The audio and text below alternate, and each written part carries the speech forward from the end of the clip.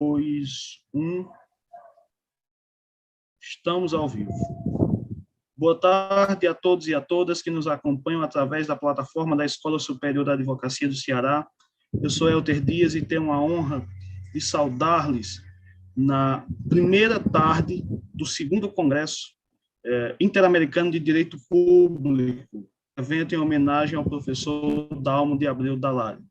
Nessa tarde nós teremos o professor Alfredo e a professora Luana, e os trabalhos da tarde serão mediados pelo nosso diretor adjunto para a Jovem Advocacia da Escola Superior, Dr. José Newton. Amigo José Newton, você tem a palavra para saudar os professores e conduzir os trabalhos da tarde. Boa tarde a todas e todos e boa noite ao professor Alfredo, que se encontra em Londres. Para a gente ser fiel ao tempo, hoje essa mesa nós vamos debater neoliberalismo, direitos humanos e democracia com a relação da economia com o Estado. E aí, sem mais delongas, eu queria passar a palavra para o professor Alfredo Saad Filho, que é professor de Economia Política do King's College de Londres, também foi professor de Economia Política na Universidade de Londres, foi oficial sênior de Assuntos Econômicos da Conferência das Nações Unidas sobre Comércio e Desenvolvimento, e aí, como a professora Luana disse, nós todos e todas somos leitores dele, temos os livros dele, então é um prazer imenso, professor, recebê-lo aqui no Crato, no Cariri e na ESA. O senhor tem a palavra. Obrigado, Zenilton. Obrigado, Elton. É um prazer estar aqui com vocês, um prazer participar do evento, é um prazer conhecer a Luana. Eu fico muito contente com o convite de vocês. O que eu queria conversar com vocês hoje é sobre as crises do neoliberalismo e a relação entre essas crises e a crise política, a crise da democracia a nível global. Mas a primeira coisa que eu preciso fazer é compartilhar a tela com vocês. Eu espero que eu consiga fazer isso de uma maneira minimamente competente. Tudo bem a tela com o título? Ok.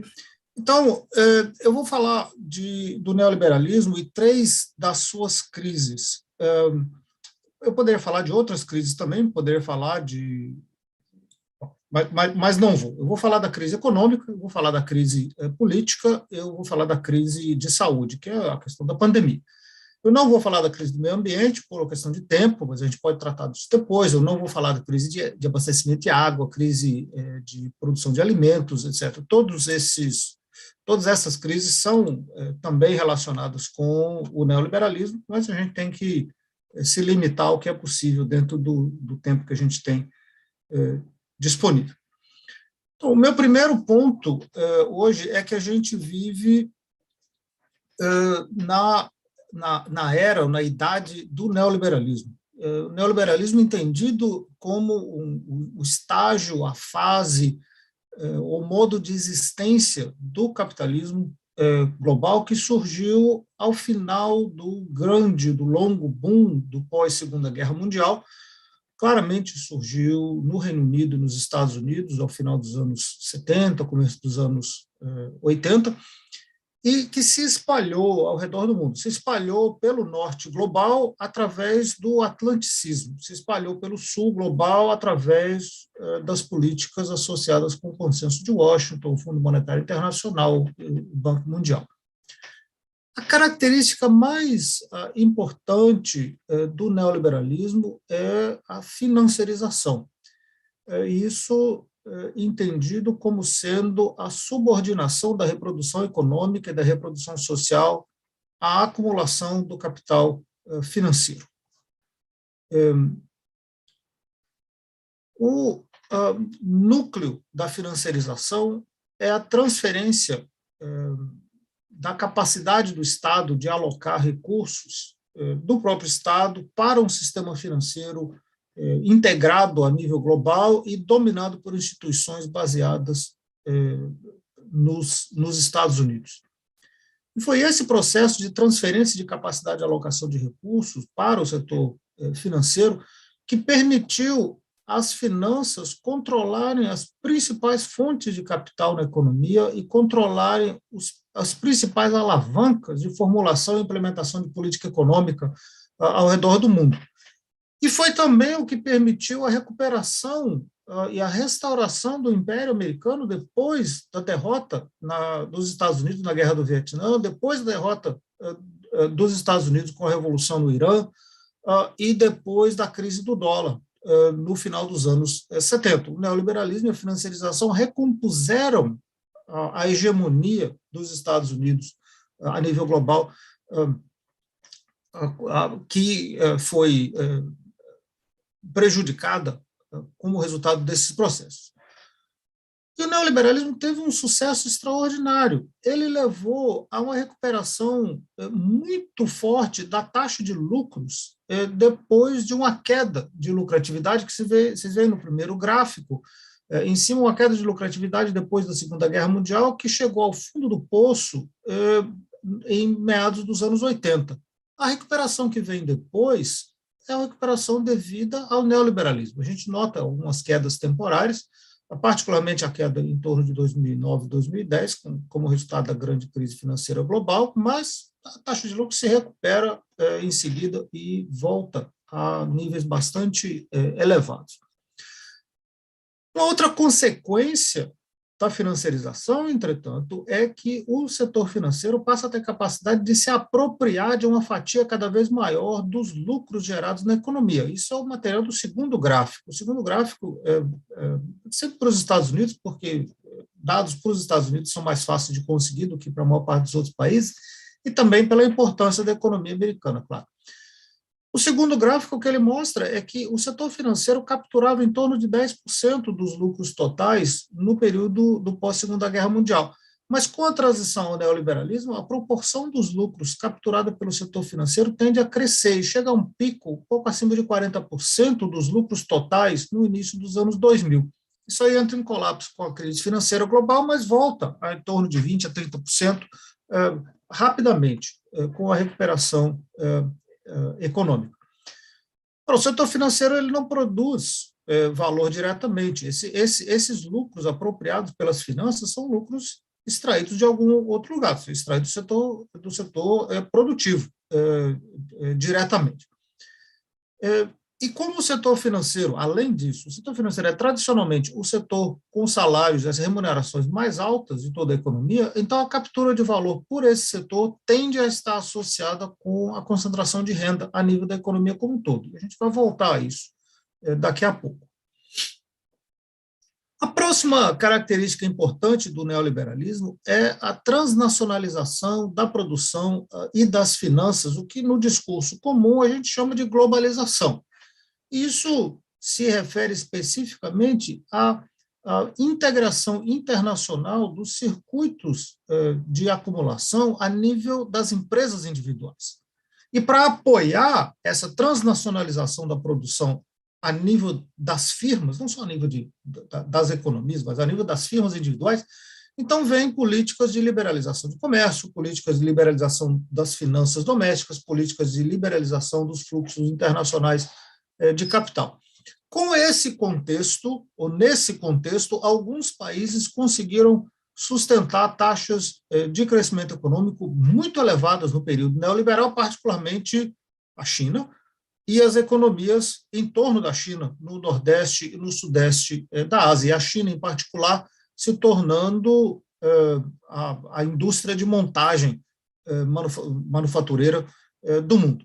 Mas isso não levou à convergência de níveis de renda, seja entre os países ou dentro dos países. O que o neoliberalismo fez foi criar polos de crescimento econômico, polos de geração de riqueza, polos de apropriação de riqueza, que acabaram contribuindo para um processo de desigualdade cada vez mais acentuado na economia global. Isso é que leva ao que, hoje em dia, se reconhece como a concentração de renda e poder na mão do que se chama das elites, ou dos oligarcas, ou do 1%, ou do 0,01%, concentração fabulosa de riqueza na mão de muito poucos, que é um assunto que a gente vai voltar daqui a pouco. A financiarização também, pela própria forma de funcionamento do setor financeiro, a financiarização leva ao curto-prazismo, leva à criação de uma esfera puramente especulativa muito importante na economia, porque o setor financeiro cresceu muito e se apropria de um volume de recursos sem precedentes. A consequência disso, surpreendentemente, do ponto de vista neoliberal, foi a retomada da lucratividade, mas também a desaceleração do crescimento econômico a nível global, apesar do neoliberalismo ter criado as condições mais favoráveis para o processo de acumulação do que se tem notícia historicamente. O Ocidente ganhou a Guerra Fria e dominou o mundo. A maior parte dos movimentos de resistência, movimentos nacionalistas, etc., no sul global, foi derrotada. Os governos nacionalistas no sul perderam o poder, quase que deixaram de existir. O comércio internacional, as finanças, os fluxos de capital foram liberalizados. Os estados, em relação de concorrência mútua, dão um apoio sem precedentes para a acumulação. Os impostos, o estado de bem-estar, as transferências se reduziram dramaticamente, preservando, portanto, os lucros. Todas as fontes de resistência tradicional dentro dos países também se perderam. Sindicatos, partidos políticos de esquerda, movimentos sociais, movimentos camponeses, etc., na grande maioria dos casos, se perderam ou se enfraqueceram enormemente. E, do ponto de vista ideológico, o neoliberalismo adquiriu uma hegemonia praticamente inconteste ao redor do mundo. Ora, com todas essas condições favoráveis à acumulação, ao invés da acumulação acontecer, você dá ao neoliberalismo tudo o que ele pede. E qual é a resposta? É o declínio das taxas de crescimento econômico. O mundo, mas em particular o Ocidente, em particular as economias neoliberais, tem vivido um processo de estagnação econômica cumulativa, um processo de desaceleração de crescimento e de queda de investimentos cumulativo. E a partir de 2007, o Ocidente viveu a maior calamidade econômica desde 1929 e a recuperação econômica mais lenta e mais regressiva de que se tem notícia. Então, isso é o que eu chamo do paradoxo econômico do neoliberalismo. É que a conquista das condições mais favoráveis possíveis para a acumulação, exatamente as condições que o neoliberalismo demandava, conseguiu ter, e isso leva à queda da produtividade, da taxa de crescimento da produtividade, da taxa de investimento e da taxa de crescimento do PIB. Então, se você olha para a economia mundial, mas em particular, se você olha para as economias avançadas da OCDE, as taxas de crescimento do PIB, há mais de 50 anos, têm tendido a cair. Então, o neoliberalismo herdou o problema e não conseguiu resolver. Muito pelo contrário, a gente tem entrado, ignore-se a pandemia por um momento, a gente vai falar dela depois, a gente tem entrado na fase do que se chama hoje em dia da grande estagnação. Um processo absolutamente inesperado do ponto de vista neoliberal. Muito bem, isso é a minha questão econômica para hoje. Do ponto de vista histórico, o neoliberalismo passou por 3 períodos, que se dividem mais ou menos pelos meados dos anos 90 e depois pela grande crise financeira global. O primeiro período, que vai historicamente até meados dos anos 90, é o período de transição, o período de choque, onde existe uma promoção agressiva de políticas de promoção do capital privado por parte de governos neoliberais, sem nenhum cuidado com relação às consequências. Isso para tornar o neoliberalismo uma coisa de fato, tornar o neoliberalismo a política de Estado e reestruturar as economias de acordo com os princípios neoliberais. É um processo de transição que exige um Estado forte para conter o trabalho, para desmontar e destruir a esquerda, para promover a integração transnacional do capital e das finanças e para instalar a nova estrutura institucional compatível com o neoliberalismo.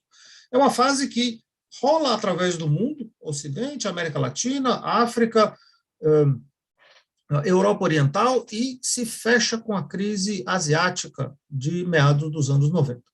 A gente passa, então, historicamente, para a segunda fase, que é a fase madura do neoliberalismo, a fase da terceira via.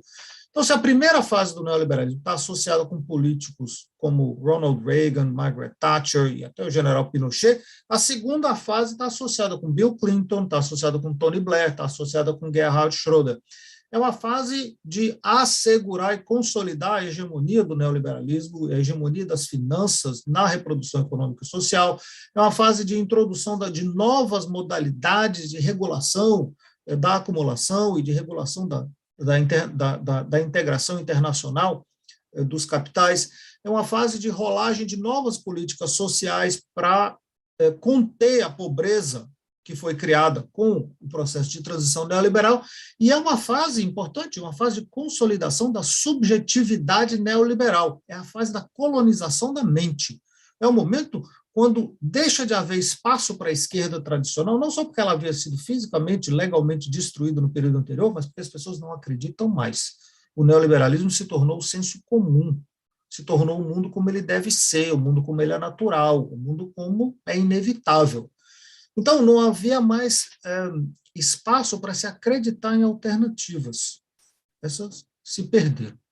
Depois da grande crise financeira de 2007, a situação muda bastante. A gente passa para uma outra fase, a terceira fase do neoliberalismo, que é um período que se segue à crise, é um período de perda de legitimidade. O neoliberalismo tinha prometido crescimento econômico, tinha prometido aumento de renda, tinha prometido aumento de produtividade, e o que ele entrega é a maior crise financeira desde 2007. O que ele demanda é recursos ilimitados para salvar o setor financeiro, tirando dos mais pobres. É a perda de hegemonia ideológica, porque as pessoas percebem que o neoliberalismo não entrega o que ele promete, muito pelo contrário.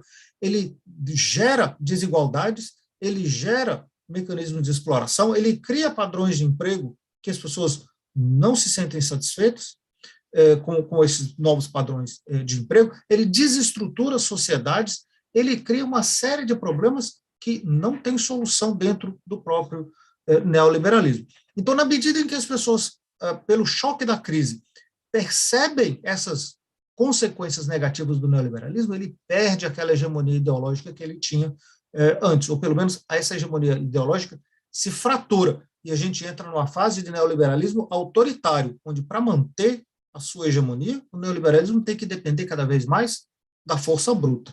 E aí, a virada à direita, politicamente, de grande parte, não todos, mas de grande parte dos países neoliberais. Vou falar um instante a respeito das implicações do neoliberalismo sobre a distribuição de renda, porque esse é um assunto muito presente hoje em dia.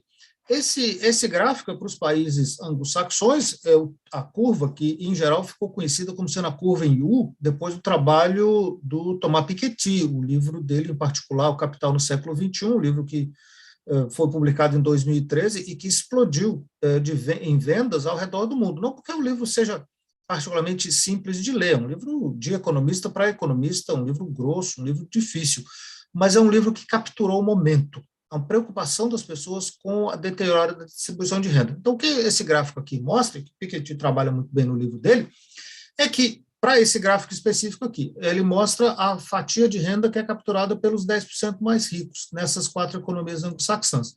Então, a gente vê uma grande concentração de renda no começo do século XX, uma concentração de renda que cai ao longo do tempo, particularmente com o estado de bem-estar social, e depois a concentração de renda volta a aumentar de novo no período neoliberal.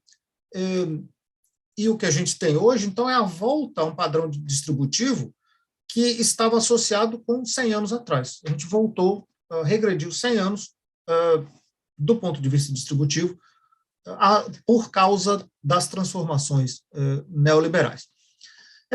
Esse caso é particularmente dramático e evidente no caso dos Estados Unidos. Se a gente olha a fatia da renda nacional apropriada pelos trabalhadores, ela caiu substancialmente. Então, uma queda de 5% da renda nacional. Numa economia do tamanho da economia dos Estados Unidos, a gente está falando de trilhões de dólares retirados dos mais pobres e passando para os mais ricos. Essa fatia dos trabalhadores, a outra fatia que tem é a fatia do capital. E a razão para isso é a estagnação histórica dos salários, no caso dos Estados Unidos. Salários nos Estados Unidos tenderam a crescer regularmente depois da Segunda Guerra Mundial, chegaram a um pico em torno de 1972, 73, e os salários reais por hora estagnaram a partir daí até um período bastante recente. Agora tem toda uma discussão depois da pandemia, se os salários estão subindo, ou o que está acontecendo com os salários, mas isso aí a gente fala depois. Durante 40 anos, os salários reais estagnaram nos Estados Unidos. É por isso que, quando à medida que a renda nacional crescia, os salários estavam estagnados, então a fatia do capital aumentou proporcionalmente. Se a gente olha nesse outro gráfico, a gente tem um pouco mais de detalhe. Veja a linha violeta, que é a produtividade do trabalho. A produtividade do trabalho nos Estados Unidos, ela cresce praticamente uma linha reta. Ela cresce em torno de 2,5% a 2,75% ao ano, todos os anos, desde a Segunda Guerra Mundial. Os salários estavam crescendo junto com a produtividade, então a distribuição de renda estava se mantendo estável. Em 1972, 73, os salários deixam de crescer, a produtividade continua crescendo, mas os salários ficam estagnados. Essa é a linha verde de baixo.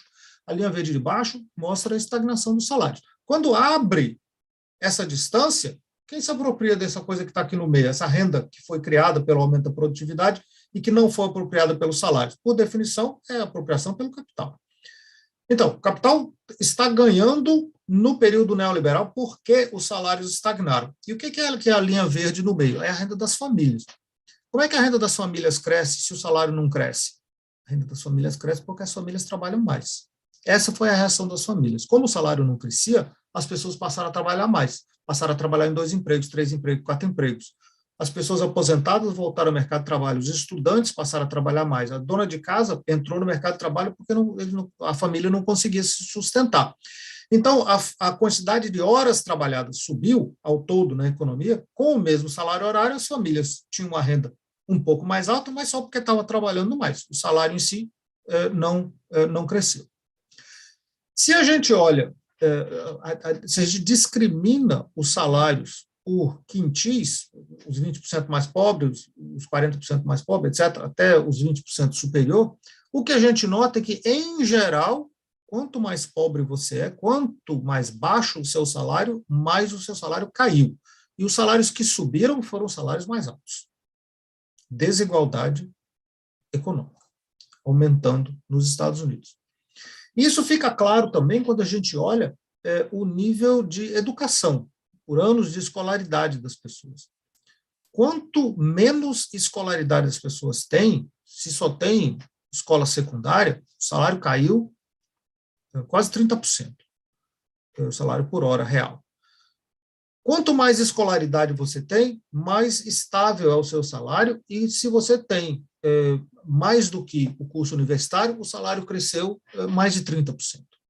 Desigualdade, porque escolaridade, anos de escolaridade, está fortemente associado com o nível de renda da família, para poder sustentar a pessoa na escola e depois sustentar a pessoa na universidade, poder tolerar o endividamento. No caso dos Estados Unidos, particularmente dramático, o endividamento estudantil. Mas, em geral, quem ganhou algum aumento de salário já era quem já tinha, já era quem era mais privilegiado no mercado de trabalho e era quem tinha mais anos de educação, que está associado com ter uma posição econômica mais privilegiada. Se você não tinha essa posição econômica privilegiada, tendeu a perder salário. Então, a consequência distributiva disso é exatamente esse tipo de sociedade. Uma sociedade onde os ricos ganham mais e os pobres perdem bastante. E, em geral, quanto mais rico você é, mais você ganha, mais sua renda sobe, e quanto mais pobre você é, mais você perde, mais pobre você fica. É tirar dos pobres para dar para os ricos. Isso é evidente, é incontestável que isso aconteceu nos Estados Unidos. Nem Elon Musk vai poder discutir que esse foi o processo que aconteceu lá. E não aconteceu só nos Estados Unidos. Esse é o quadro do Chile durante a ditadura Pinochet. E o que é absolutamente evidente, porque aqui é perfeitamente linear, se você está no decil superior, nos 10% de renda mais alta, sua renda subiu 50% durante o período da ditadura. Se você estava abaixo, sua renda caiu um pouco, e quanto mais pobre você era, mais pobre você ficou, até que os 10% mais pobres perderam 40% da renda. Esse mesmo quadro eu posso mostrar para você, para o México, posso mostrar para uma série de outros países, é exatamente a tendência geral do neoliberalismo. O neoliberalismo é uma máquina de geração de desigualdade. Por quê? A questão para a gente é quais são os processos que estão gerando esses resultados distributivos. E tem vários processos, mas o que eu vou pegar é um só, que é o seguinte: a reestruturação econômica que acontece quando a economia transita para uma forma de organização neoliberal é uma reestruturação econômica profunda. No caso brasileiro, isso é evidente: desindustrialização, perda de capacidade de inovação, etc., etc. E desindustrialização é uma característica das transformações neoliberais em toda uma série de países. Com a consequência, se a gente olha para os países de economia avançada, isso é particularmente dramático e não tem muita ambiguidade.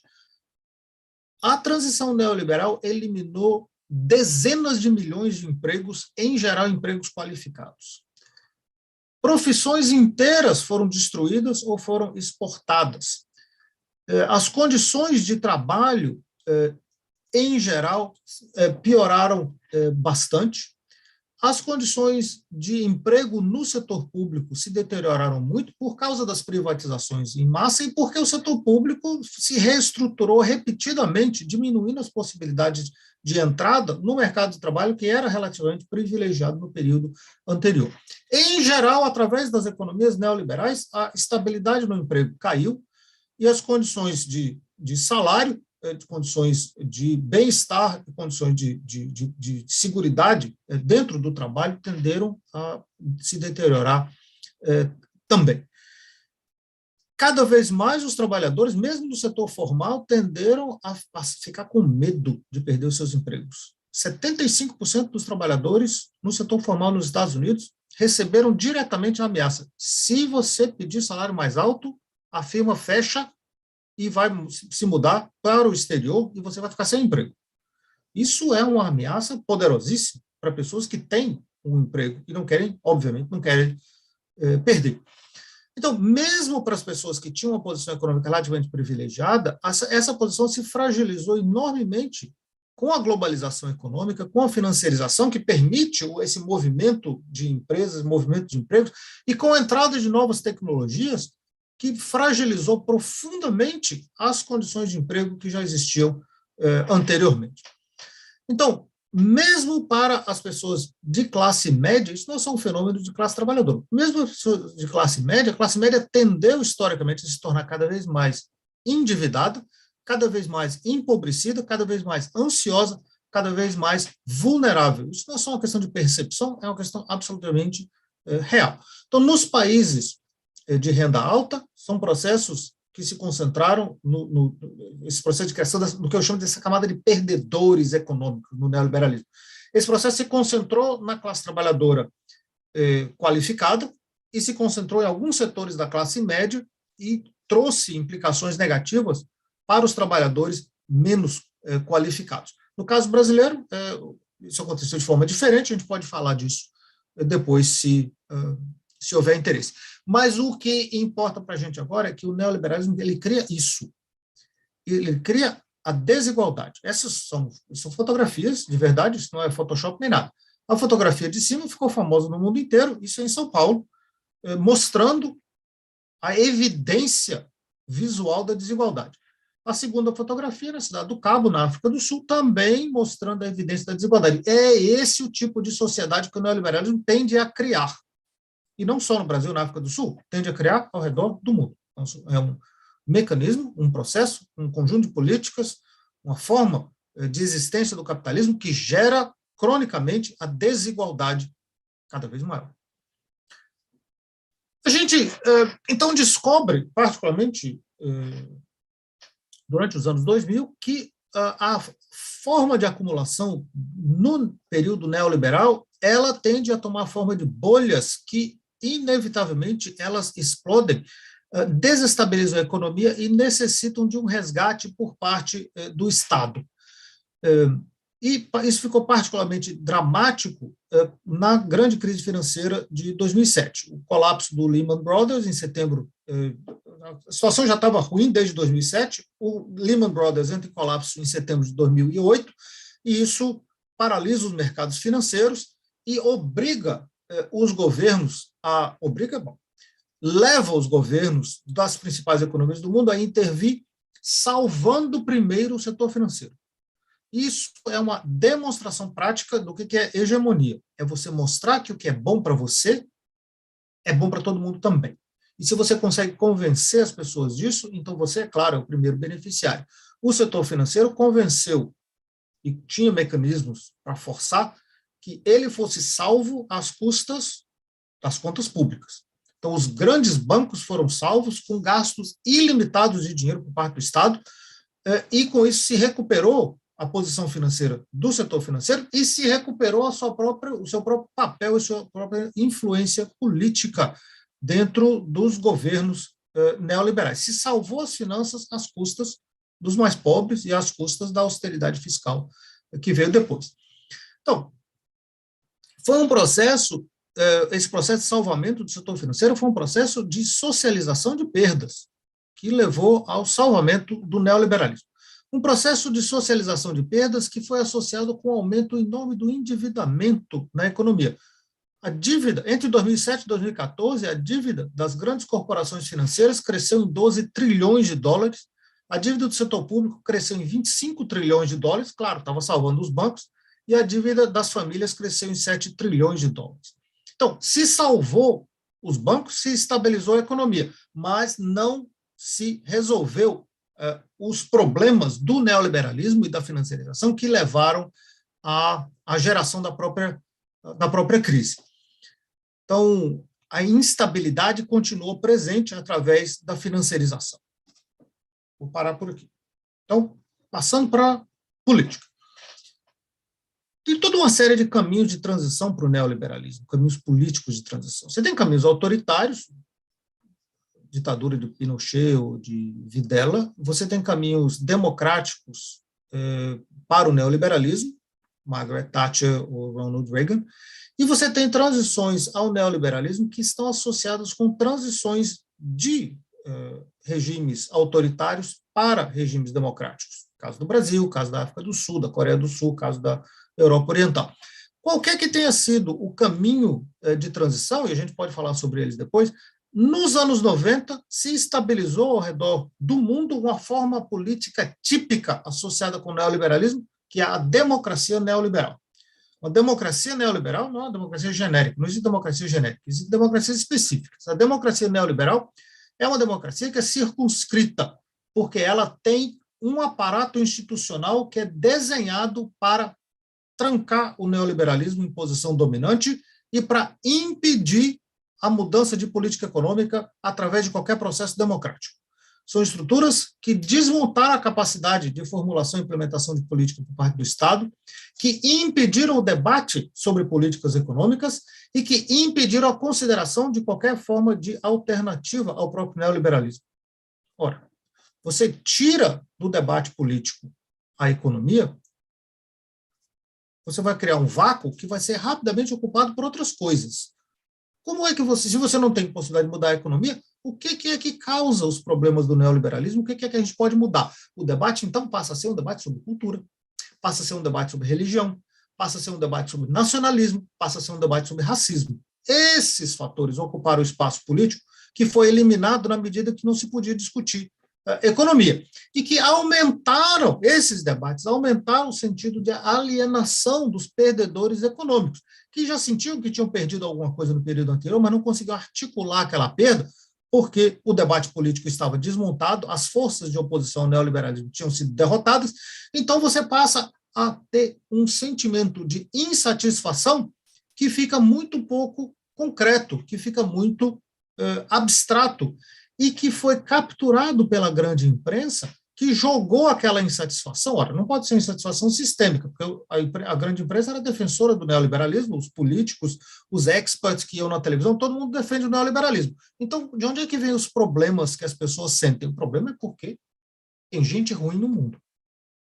Tem gente ruim no mundo. Tem político roubando, é corrupção que é problema. O neoliberalismo não é problema, corrupção é problema.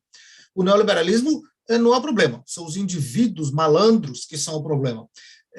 O o que a gente tem, no final das contas, é que o nosso grupo, o grupo das pessoas boas, ele está sendo isolado, ele está sendo roubado por um conjunto de pessoas ruins e por um conjunto de países ruins.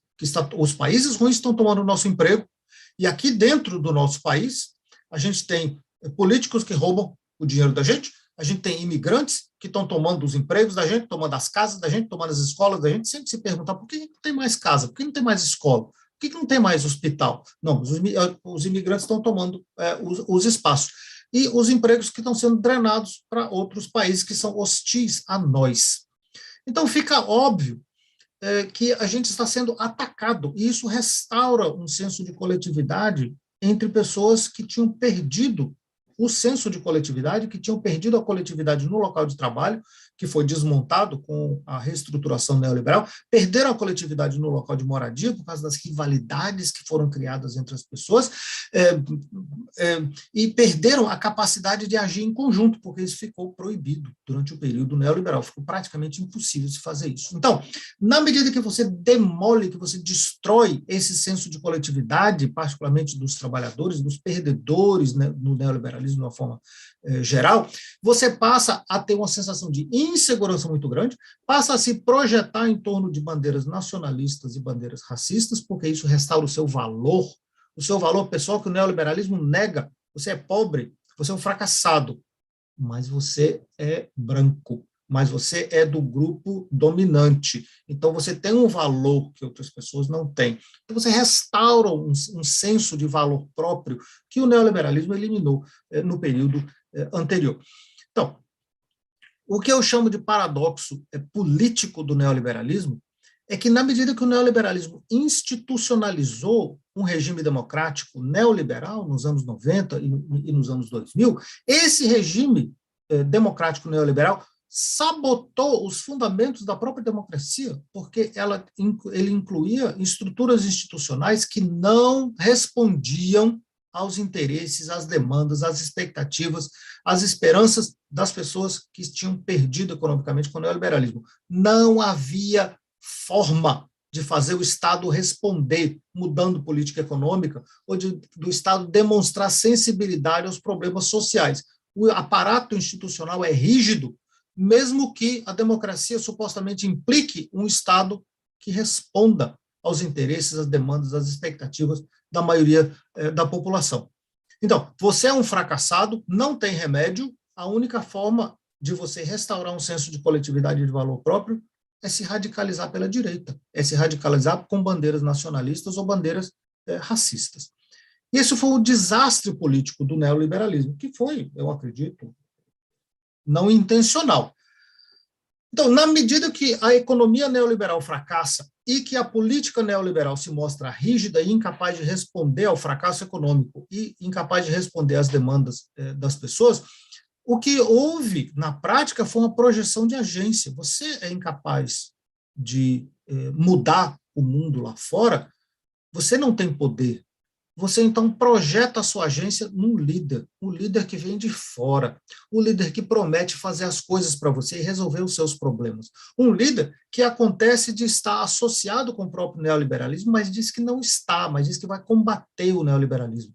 Um líder que normalmente vem de uma posição econômica privilegiada, é uma pessoa de elite já, pelo menos essa é a experiência que a gente tem. Normalmente, não sempre, mas normalmente são pessoas que vêm de fora do sistema político tradicional, não sempre, mas muitas vezes, e que prometem que vão enfrentar o neoliberalismo em seu nome. Não faça nada, fique esperando aí, vote em mim de vez em quando eu lhe chamar, você vota em mim, mas eu vou resolver o problema. Então, líderes compromissados com o próprio poder e também compromissados com o neoliberalismo. Então, o que a gente verifica é uma desagregação do processo democrático, o surgimento de lideranças neoliberais autoritárias, que eu chamo de espetaculares, são líderes espetaculares porque vivem do espetáculo. Eles não estão aí para resolver problema, eles são incapazes de resolver problema, não têm interesse em resolver nada, mas têm interesse em fazer performance, têm interesse em aparecer na televisão e capitalizar através do enfrentamento. Líderes que criam problema, que criam divergência, que criam rivalidades, que criam hostilidades repetidamente para desviar a atenção do fato de que eles não resolvem o problema. Eles criam confusão, eles criam dificuldade, mas não resolvem os problemas para os quais foram eleitos para resolver. Então, esse paradoxo político, esse desastre político, essa crise política do neoliberalismo, ela não é porque Donald Trump ganhou a eleição, que na verdade ele perdeu, porque teve 3 milhões de votos a menos do que Hillary Clinton, 7 milhões de votos a menos do que Joe Biden. O problema é muito mais genérico do que isso. É um fenômeno que aparece de um país para o outro, inclusive no Brasil, obviamente, né? De lideranças que vêm de fora propondo resolver problemas criados pelo neoliberalismo e, quando estão no poder, intensificam o próprio neoliberalismo. Criam mais pobreza, mais privações, mais insatisfação difusa, porque não há organização social, e eles prometem resolver esses novos problemas criando novas hostilidades contra novos inimigos. Sempre tem que ter um inimigo em sucessão, porque você mantém a estabilidade política através da hostilidade a grupos sucessivos. Então, o que a gente verifica é uma intensificação do neoliberalismo, e que gera o que eu chamo de paradoxo do neoliberalismo autoritário, que é que a crise política e a crise econômica do neoliberalismo juntas geram essas lideranças espetaculares que não conseguem resolver problemas, mas que aguçam a crise política, que sacodem o sistema político repetidamente como única forma de sobrevivência política do seu projeto político de poder pessoal. Então, eles estão fazendo mal para a sua própria base política, sua própria base eleitoral, não são capazes de resolver essa dificuldade e continuamente desestabilizam a institucionalidade democrática, abrindo cada vez mais espaço para forças políticas de extrema-direita. Forças políticas que prometem defender as pessoas domésticas, as pessoas daqui, as pessoas da raça correta, da cor correta, prometem defendê-las com mais coerência do que esses líderes autoritários que só fazem espetáculo político. Prometem defendê-las com mais violência, com mais força. É a volta do fascismo.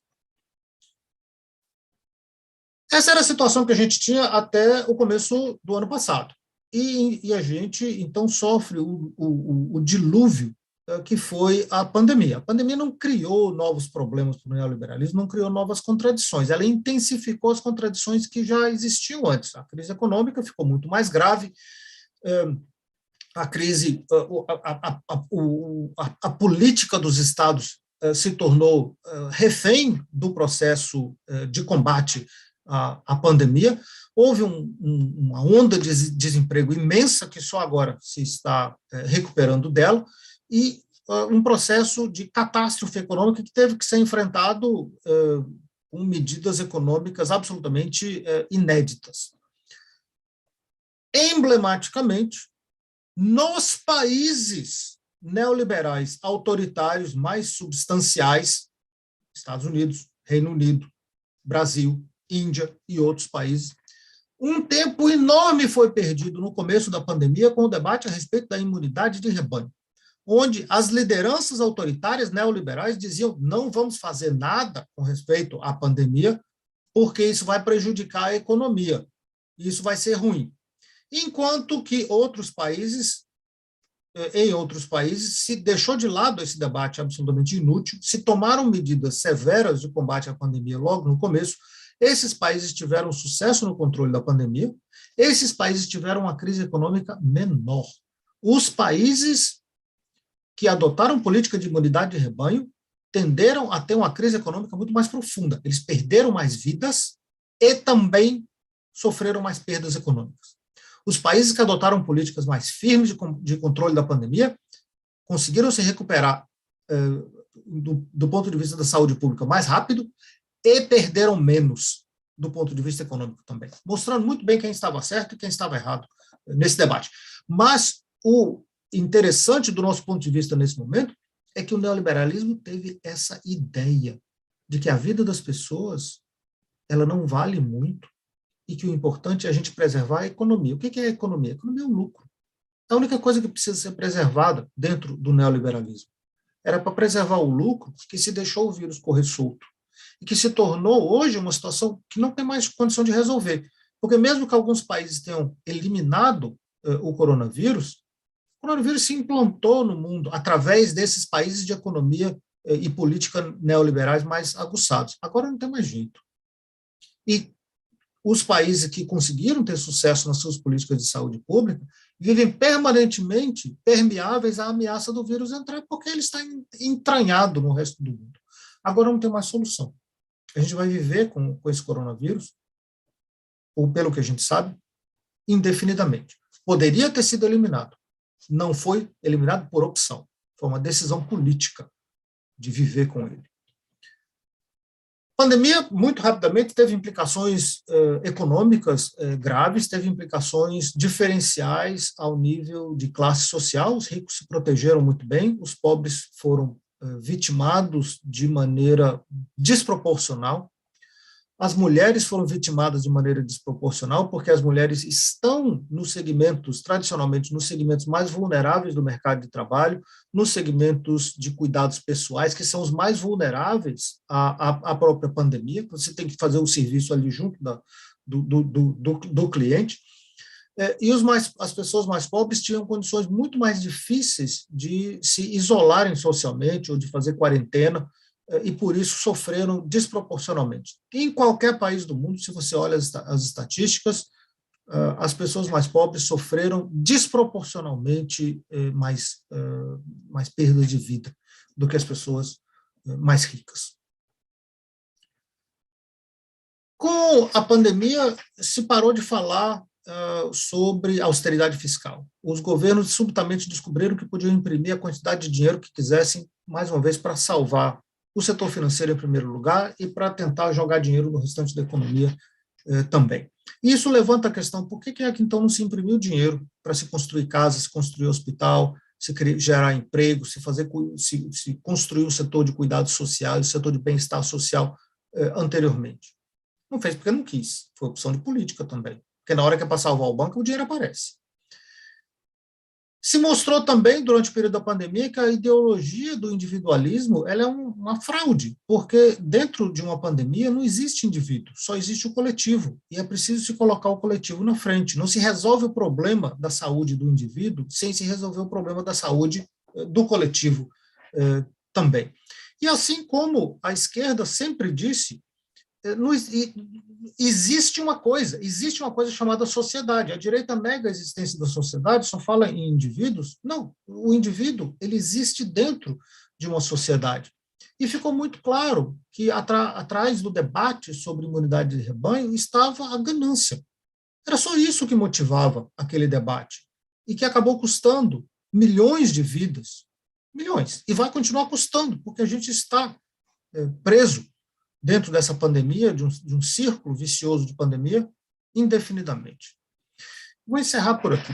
Está muito claro que o que a gente tem hoje, do ponto de vista econômico, é a tendência à estagnação econômica, e do ponto de vista político, é a tendência ao surgimento de novas formas de fascismo. A contratendência é o surgimento de forças de oposição a isso, forças de esquerda em oposição a isso. E a forma, eu acho, de valorizar essa possibilidade do crescimento de forças de resistência de esquerda é de se lembrar das preocupações que definem e distinguem a esquerda. Igualdade, coletividade, democracia econômica, democracia política.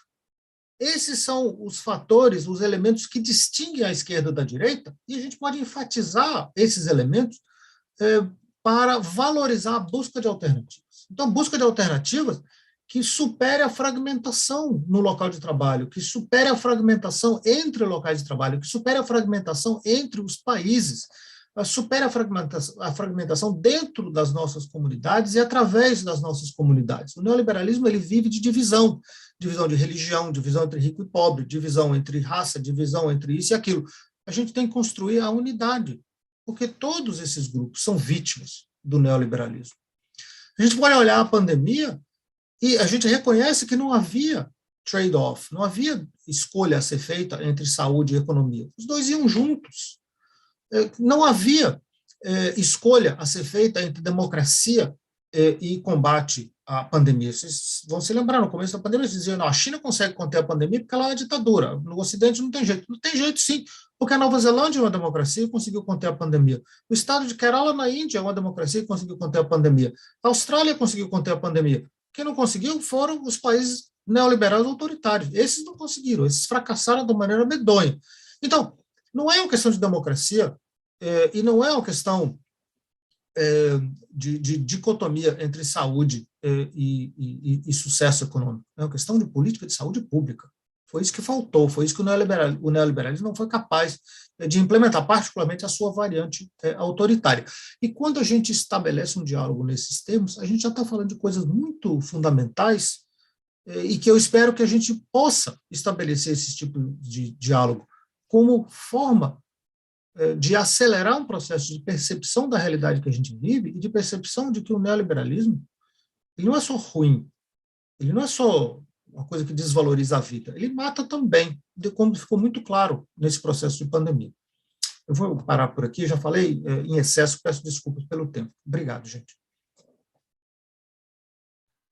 Professor Alfredo, foi uma fala como a gente já esperava, excelente, primorosa. Acho que a professora Luana deve ter ficado, como eu, assim, refletindo, que são discussões que a gente leva a cabo, né, lá no programa de pós-graduação em Direito, lá da Universidade Federal de Santa Catarina, nos nossos grupos, essa questão da subjetividade e como nós estamos levando. Eu fiquei cheio de questionamentos para fazer, eu vou fazer ao final, né, aproveitar, mas agora eu passo a palavra à professora Luana Renault Sturheim, que é doutora e mestre em Direito pela Universidade Federal de Santa Catarina, é professora adjunta também na graduação e no mestrado, e membro do Instituto de Memória e Direitos Humanos da Universidade Federal de Santa Catarina. Queria também dizer, minha querida orientadora, nós estamos desenvolvendo pesquisas aí, dizer que tem muita gente aqui de Santa Catarina, professora, já estão falando do nosso grupo, a Joana, o Marlon, o João, certamente outras pessoas escutando. Tem o pessoal do Ceará que participa do Literar também, que é um projeto que a professora Luana coordena, né? A Maria Luísa Oliveira e o Ítalo Prudente também fazem parte quase do fã-clube cearense. E a senhora tem a palavra. Muito obrigada, José Nilton. Boa tarde a todas, a todos. Dizer que é uma alegria enorme poder compartilhar essa mesa com o professor Alfredo Saad Filho. Como disse o José Nilton, é um momento de muito aprendizado para nós e uma alegria de poder encontrar com o nosso marco teórico, né? Então, isso é sempre um momento de referência e reflexão coletiva. Eu fico bastante feliz. Gostaria de agradecer ao José Nilton, que é me orientando, pelo convite para participar dessa atividade, pela oportunidade de poder participar dessa mesa, dessa discussão e dessa reflexão coletiva sobre como é possível a gente pensar resistências a esse neoliberalismo autoritário, como muito bem colocou o professor Alfredo, e como reconstruir, né, de uma certa maneira, possibilidades de uma democracia diante de tudo isso que a gente está enfrentando. Também gostaria de agradecer o Elter, que está aqui fazendo a coordenação da sala, e todas as pessoas que estão nos acompanhando aqui pelo YouTube. Também gostaria de lembrar, né, que como esse é um evento em homenagem ao professor Dalmo de Abreu Dallari, o professor Dalmo foi uma referência para mim desde os tempos da graduação em Direito, então para mim é uma alegria também participar dessa atividade, é uma referência não só em termos de teoria de Estado, mas uma referência de luta política, de resistência aqui no Brasil, não só na ditadura militar, mas que nos mostra agora, né, um exemplo da necessidade de resistirmos diante desses autoritarismos que, como o professor Alfredo muito bem colocou, adquirem novas configurações nessa etapa de acumulação do capitalismo que a gente está vivendo. Então, eu vou compartilhar com vocês também aqui uns slides que eu preparei, e a minha fala, eu acredito que ela vai ser um pouco complementar às discussões que já foram feitas pelo professor Alfredo, na medida em que eu quero discutir um pouco mais, né, não só os impactos do neoliberalismo sobre a democracia, mas também sobre direitos, né, eu sou uma professora do curso de Direito, então não tenho essa mesma profundidade teórica e análise econômica, mas a minha discussão teórica, de uma certa maneira, vai complementar e ela vai ser confirmada e corroborada, eu acredito, por muitos dados que o professor Alfredo nos trouxe na sua primeira fala. Então, eu queria só enunciar muito rapidamente, porque isso já foi muito bem colocado, né, do que vem a ser o neoliberalismo, e nesse primeiro slide aqui eu elenquei, né, como que a gente costuma apontar o surgimento dessas ideias, tanto com o colóquio Walter Lippmann, que aconteceu em 1938, mas com esse evento, né, a Sociedade de Mont Pelerin, a sua criação que aconteceu em 1947, que seria, assim, o grande marco de difusão das ideias neoliberais. Eu acredito que é importante para nós, principalmente do direito, dar uma olhada quem são esses participantes desse colóquio, né, porque nós temos grandes nomes da economia aqui, da escola austríaca, como é o caso do von Mises e do Hayek, mas nós temos também o Aaron Director, que foi diretor da Faculdade de Direito de Chicago. E a Faculdade de Direito de Chicago, nós do direito sabemos muito bem, desenvolveu ali essa escola da análise econômica do direito, e que cada vez mais vem ganhando muito espaço aqui no Brasil, inclusive, né, o Conselho Nacional de Justiça acaba de aprovar a inserção dessa temática nos concursos da magistratura. Então, acho que isso é muito simbólico, porque a gente vê, através da análise econômica do direito, essas tentativas de uma manipulação ou de um manejamento do direito a partir de um discurso eminentemente neoliberal. Então, quando a gente pensa a Sociedade de Mont Pelerin, que reúne esses economistas para pensarem, de uma certa maneira, uma resposta, né, àquilo com que eles não concordavam e que eles viam como um excesso de intervenção estatal na economia, fundamentalmente a gente está falando de autores que estão se unindo em torno de uma perspectiva de uma certa utopia de livre mercado, uma posição contrária às mais diversas formas de intervencionismo econômico e ao planejamento estatal centralizado, às políticas econômicas keynesianas. Então, ainda que haja divergências entre esses autores quanto ao tipo de política monetária e ao papel legítimo do Estado, a gente pode dizer que eles têm esses elementos em comum e que eu entendo que vão marcar isso que a gente vai chamar aqui, que eu vou chamar também na minha fala de neoliberalismo.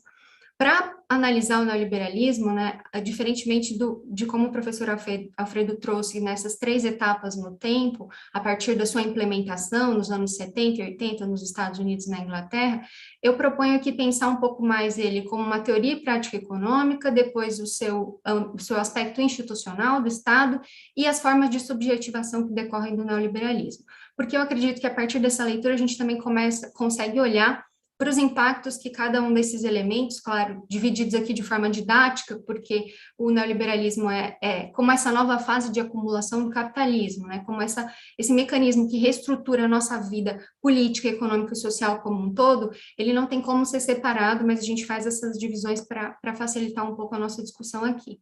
Então, enquanto teoria e prática econômica, sem dúvida, a gente está falando de uma nova fase de acumulação do capitalismo, muito bem explorada e discutida aqui pelo professor Alfredo, né, a partir dessas perspectivas de financiarização, de dominância das finanças, de como o mundo das finanças vai cada vez mais auferir os lucros, enquanto o mundo do trabalho vai ter a queda dos seus rendimentos. No seu elemento institucional, a gente pode pensar essa reconfiguração do papel do Estado, e aqui eu vou trazer algumas contribuições de 2 autores, principalmente, William Davis e o Vacan, e pensar essas formas de subjetivação, ou seja, quem é esse sujeito do neoliberalismo, qual é o impacto disso, né, nas nossas vidas.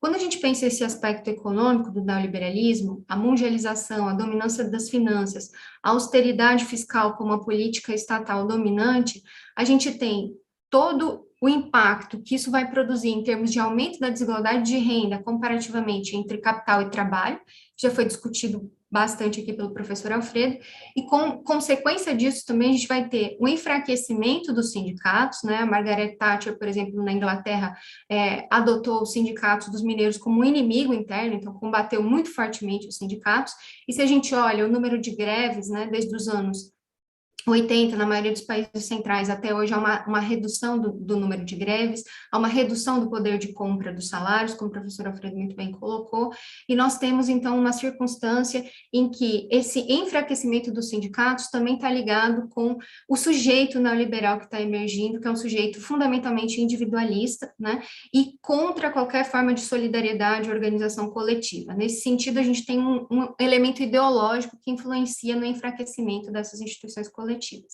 E também, sem dúvida, a precarização das relações de trabalho, com a flexibilização cada vez maior dos direitos sociais, sejam direitos trabalhistas, previdenciário, condições de seguridade social e de bem-estar no trabalho como um todo, né, como já foi muito bem discutido aqui. Quando a gente pensa nessa política econômica, essas práticas econômicas e qual a sua relação com o Estado neoliberal, como esse Estado se reconfigura, eu acredito que esse autor, que é o William Davis, né, que é um professor também de economia política da Universidade Goldsmith, traz alguns elementos importantes para a nossa reflexão aqui. Então, a gente pensar como no neoliberalismo, a competitividade vai ser ressaltada e enfatizada dentro daquele ideal de utopia de mercado como a principal virtude do mercado, dentro de uma perspectiva de que a concorrência perfeita tende ao equilíbrio, né, nesses modelos abstratos econômicos. A partir disso, a gente vai ter uma crítica e reformas constantes que vão ser direcionadas para o Estado. Então, o Estado vai se tentando adequar o Estado a esse modelo de competitividade, como se o Estado fosse também um ente privado que precisasse responder ao modelo de concorrência, ao modelo de competitividade.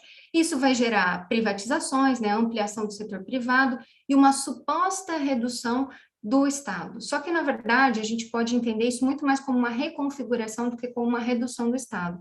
Se a gente pensa, por exemplo, as terceirizações, né, as terceirizações não necessariamente diminuem os gastos. No Brasil, nós temos a experiência das organizações sociais, que estão sendo implementadas, né, em vários estados, na área de saúde, principalmente, e através dessas organizações sociais, o que a gente tem, muitas vezes, é uma transferência de recursos públicos por parte do Estado para os gestores dessas organizações sociais, sem a mesma transparência na aplicação desses recursos. Então, quando a gente tenta, no caso do Estado de São Paulo, através de pesquisas, acessar as informações sobre qual é a porcentagem do valor celebrado naquele contrato de gestão que está sendo utilizada para o pagamento dos empregados e dos gestores dessa organização social, os tribunais de contas, no caso o Tribunal de Contas do Estado de São Paulo, responde dizendo que não é possível acessar essas informações porque nós estamos falando de gestores privados e não de servidores públicos,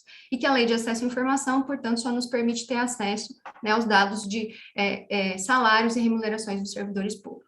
Então, muitas vezes, essa terceirização gera um aumento de gastos estatais e não com a mesma eficiência, sendo que a eficiência é um dos supostos motes, né, desse processo de terceirização. Se terceiriza supostamente para gastar menos e se terceiriza supostamente para ser mais eficiente, sob uma ideia de que o mercado é sempre mais eficiente do que o Estado. Bom, para que esses processos, né, de terceirização e de reforma do Estado sejam levados a cabo, o neoliberalismo precisa se apoiar em alguma espécie de legitimidade que é, de certa forma, difícil de ser conseguida politicamente.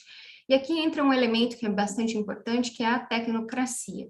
A ideia de que a política é sempre algo negativo. Então, uma depreciação da política, em que tudo aquilo que é visto como político tende a ser apresentado como negativo, e todas aquelas esferas do Estado apresentadas como políticas precisam ser reformadas. O Estado precisa também, ele, levar esse ethos de competitividade para não só a sua estrutura estatal, mas para todas as relações sociais. Então, a universidade, os sindicatos, o próprio parlamento, né, por ser eminentemente político, é visto como algo negativo.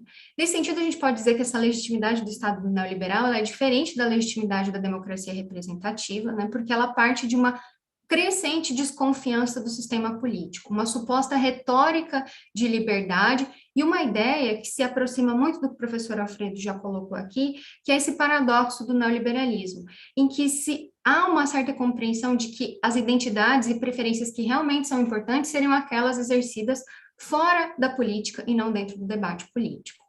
Ainda para entender essas configurações do Estado neoliberal, eu acredito que as contribuições do Loic Vacan são bastante interessantes para a gente olhar para esses elementos, né?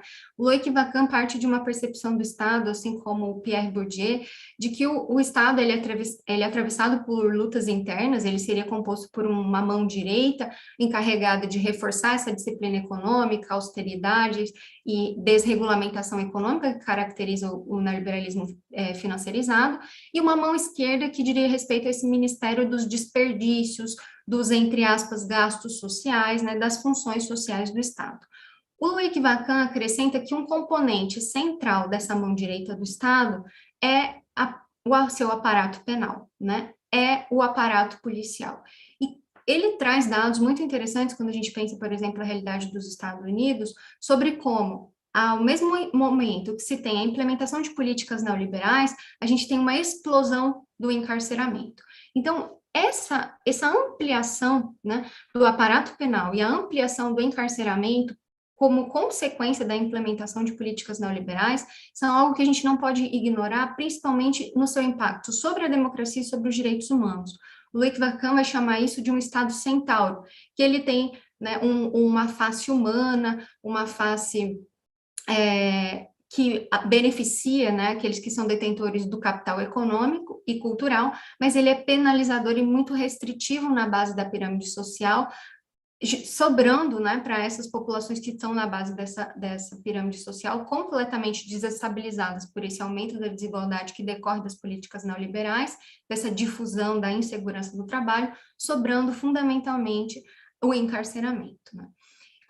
Como alteração também, como parte, né, desse Estado penal forte que caracteriza o neoliberalismo, a gente pode visualizar como há uma mudança daquele welfare state, daquele modelo de um Estado de bem-estar social, para um workfare state, né? A gente pode pensar num estado de trabalho, em que ao invés de estarmos pensando em cidadãos agora, estamos pensando em consumidores e consumidores de serviços disponibilizados pelo Estado. Consumidores que, para acessarem determinadas políticas sociais, precisam necessariamente se adequar ao comportamento esperado. Então, essas políticas sociais todas vão passar a ter uma série de condicionantes sociais para manejar o comportamento desses sujeitos numa perspectiva de responsabilização individual.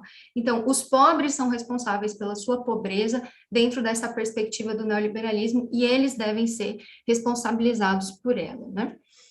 Nesse sentido, quando a gente pensa os impactos desse Estado neoliberal sobre a democracia e os direitos humanos, a gente pode visualizar como há uma reconfiguração, não necessariamente uma redução do Estado neoliberal, para impor essa lógica do mercado, da competitividade e da responsabilidade individual sobre os indivíduos e todas as suas relações sociais, um desmantelamento do estado do bem-estar social, com o cidadão substituído pelo contribuinte, né, aquele que é responsável por financiar o Estado e que seria moralmente superior, e o consumidor, livre para escolher o mercado. Então, a linguagem também muda completamente, nesse sentido a gente pode pensar naquela segunda fase do neoliberalismo que mencionava o professor Alfredo, em que se consolida essa nova linguagem que passa a ser utilizada, inclusive, no campo da política pela direita e pela esquerda. Então, se fala de cidadania, se fala de consumidor, se fala de prestador de serviços, né, se fala do cidadão agora muito mais como um cliente do Estado.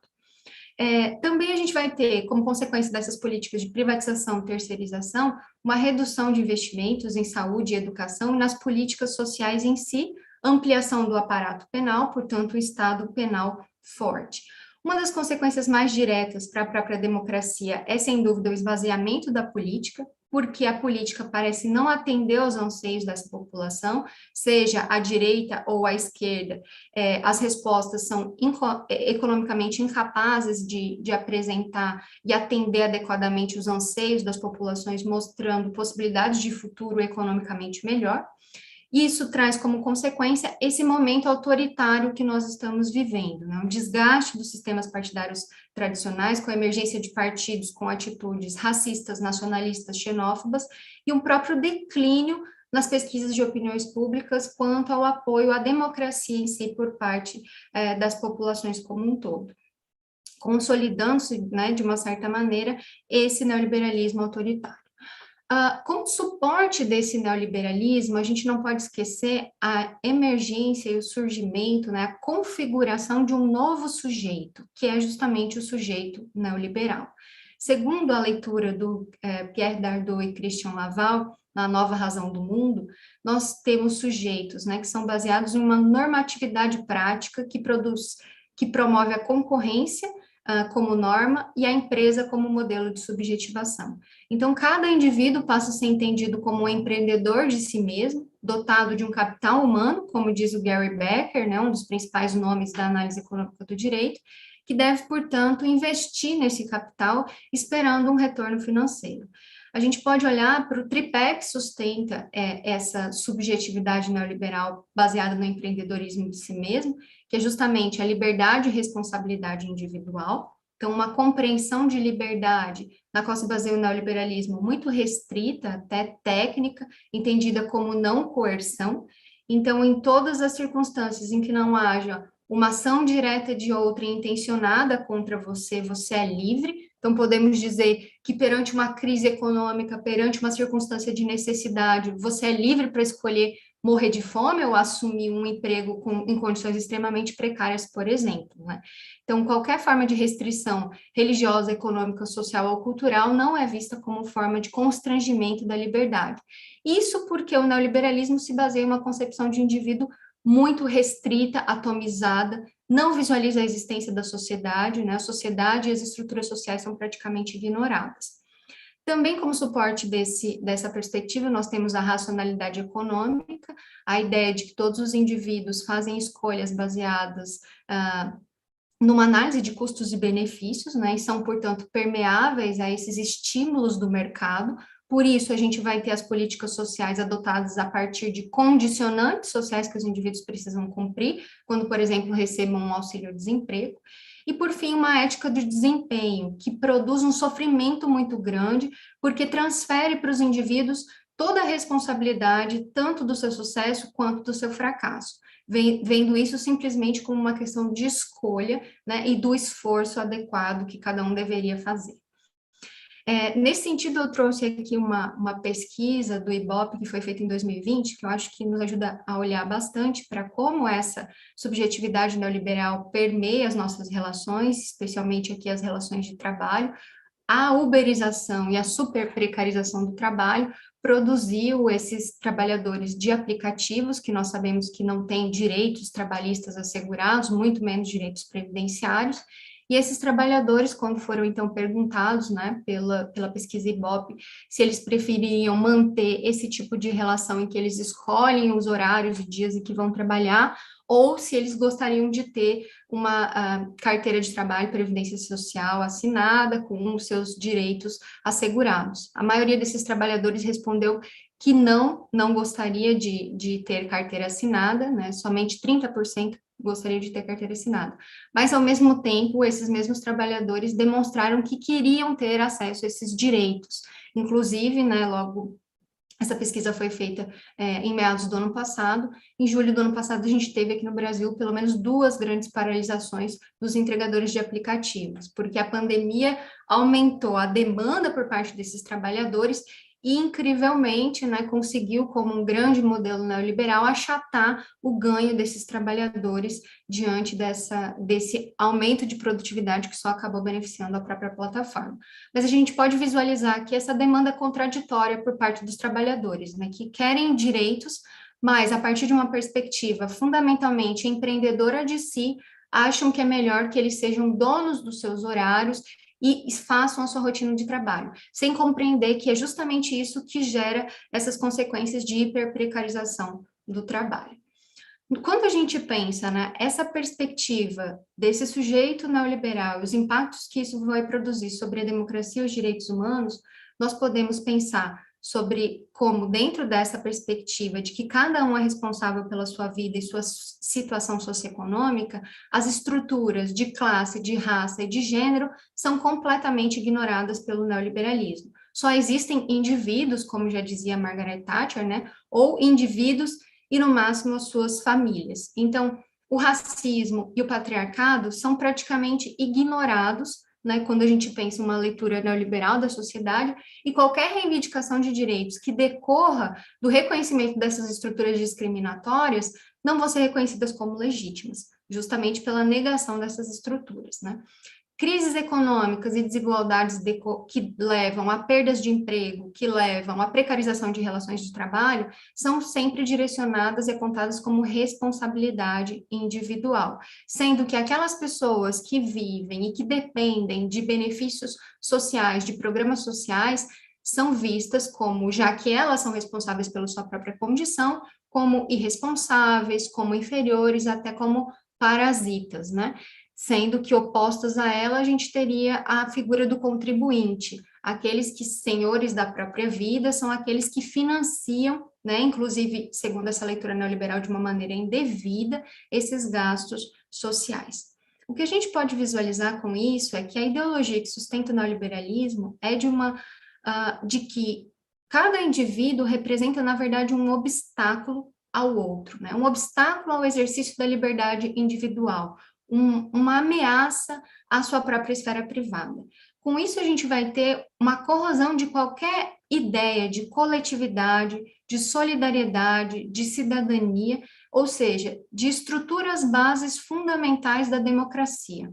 Não há como pensar a democracia sem pensar uma comunidade política com demandas e com construções minimamente comuns. O que a gente tem dentro do neoliberalismo é uma sociedade fundamentalmente atomizada de indivíduos que competem constantemente e a todo momento uns contra os outros na tentativa de serem os vencedores, né, dessa corrida, uma corrida que muito poucos são vencedores, como a gente já pôde visualizar.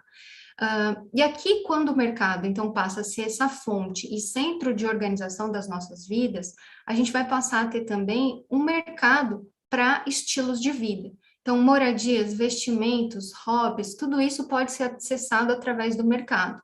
Como grande parcela da população não tem acesso a isso através da renda dos seus salários, vai ter acesso a isso através do crédito, o que gera também grande endividamento dessas populações, dessas pessoas, das pessoas mais pobres, incentivadas muitas vezes, né, por essas financeiras também, a adquirirem esses créditos através de todo um marketing, né, de toda uma política que maneja esses sujeitos neoliberais. Então, os sujeitos neoliberais, eles são fundamentalmente manejáveis, influenciáveis, o que poderia ser contraditório com essa ideia de liberdade individual que sustenta o neoliberalismo.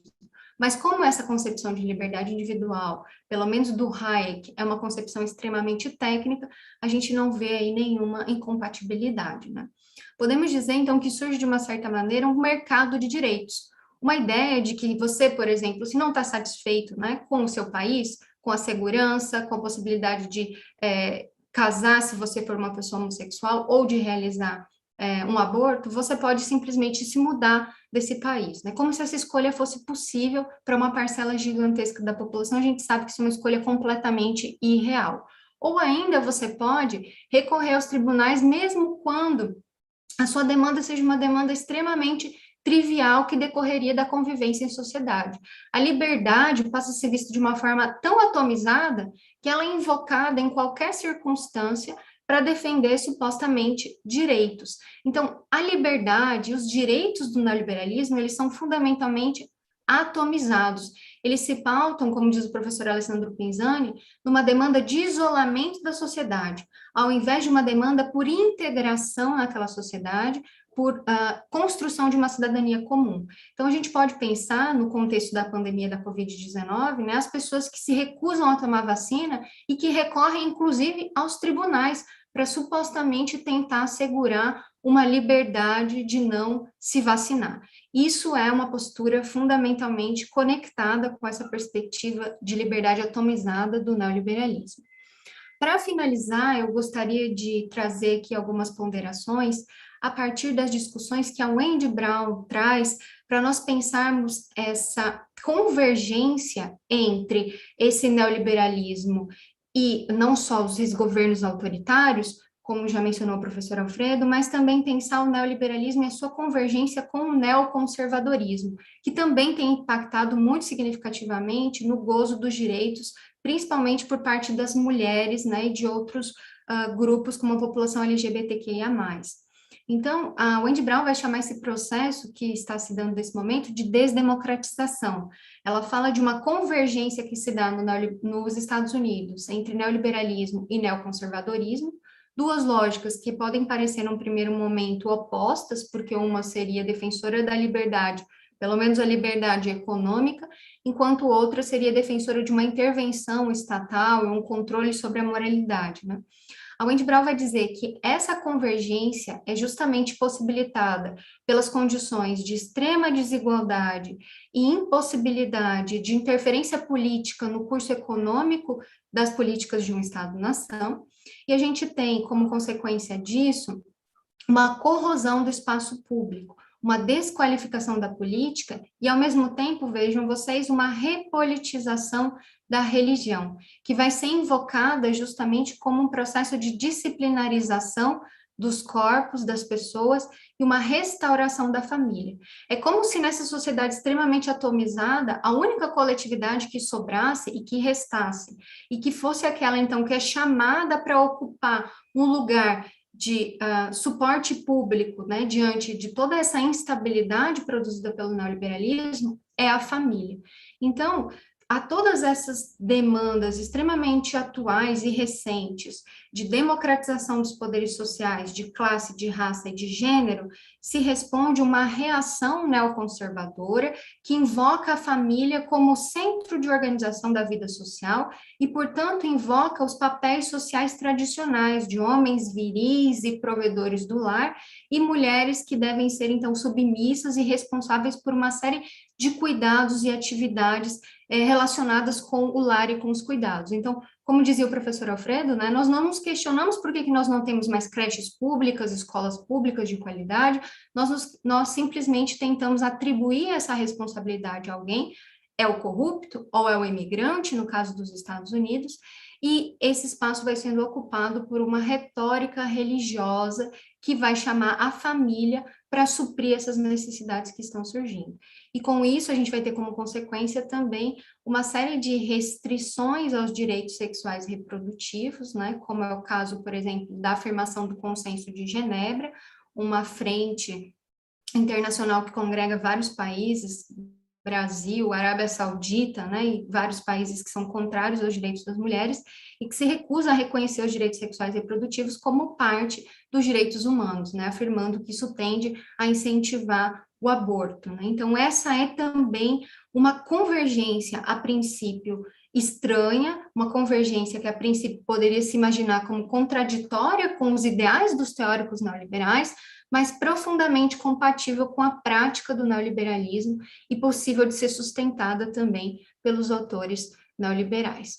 Então, como resultado, somente para finalizar aqui, eu gostaria justamente de ressaltar como o neoliberalismo não é compatível com o Estado democrático de direito, que exige a distribuição de bens produzidos, de riquezas produzidas nessa sociedade, né, produzidos pelo mercado. O neoliberalismo vai ser fundamentalmente uma política econômica de acumulação no topo dessa pirâmide social, e ele vai confrontar os princípios fundamentais da democracia constitucional, igualdade, universalidade, cidadania política, uma concepção de liberdade compatível com a convivência coletiva e a própria autoridade da política, né? A autoridade passa a ser da economia, da técnica e dos economistas.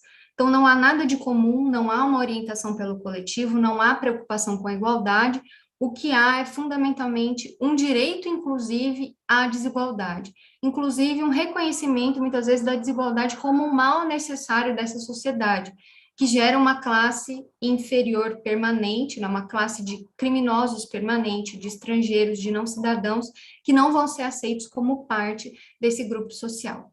Quando a gente olha para essas consequências, sem dúvida, o caminho e a alternativa para lidar com isso é a restauração, né, de uma política voltada para a solidariedade, para a construção do coletivo e para a valorização do comum. A reconstrução de uma ideia de comunidade política me parece ser um eixo central, né, que as esquerdas precisam reforçar e reconstruir numa tentativa de dar uma resposta ao neoliberalismo como essa grande razão do mundo que domina todas as esferas da nossa existência. Então, é isso. Muito obrigada, José Nilton. Muito obrigada, Elter.